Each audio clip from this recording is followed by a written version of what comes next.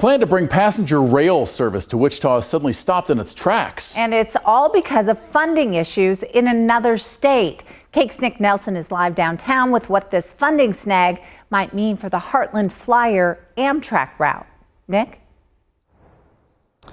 Deb, Chris, the Kansas Department of Transportation was previously hoping to see the return of passenger rail here in Wichita by the end of the decade if it could get enough funding. However, that's hit a snag due to the passenger route that already exists that would expand up into Kansas. That may soon not even exist.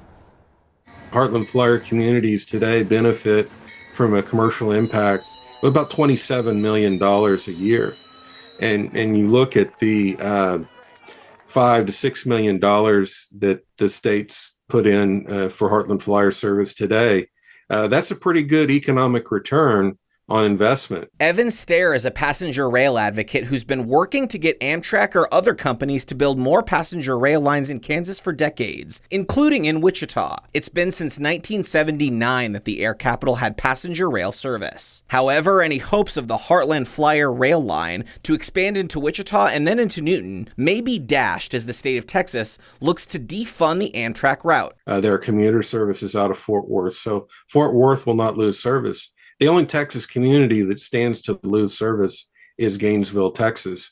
So it's, Texas is a big state, and Texas looks at this probably from the standpoint of we're providing $2.5 million for only one city in our state. So not only are the austerity policies of Texas rising up, but I think also they're looking at this from what we think is an incorrect perspective. Sedgwick County Commissioner Pete Meitzner has also worked for a long time to get the project going, which has already been partially funded. He believes the Heartland Flyer will ultimately stay alive.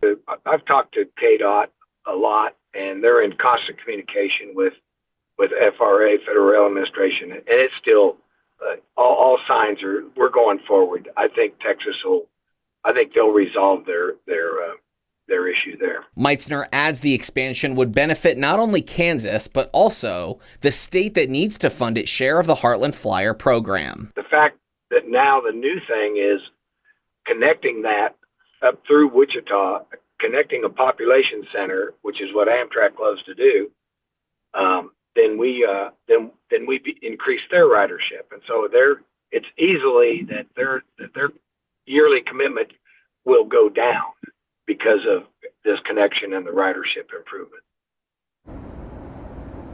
Now, some Oklahoma lawmakers are also lobbying for Texas to not let funding run out. They're getting a bill through their state house that encourages Texas to take budget action to keep the Heartland Flyer alive. Reporting live, Nick Nelson, Cake News on your side.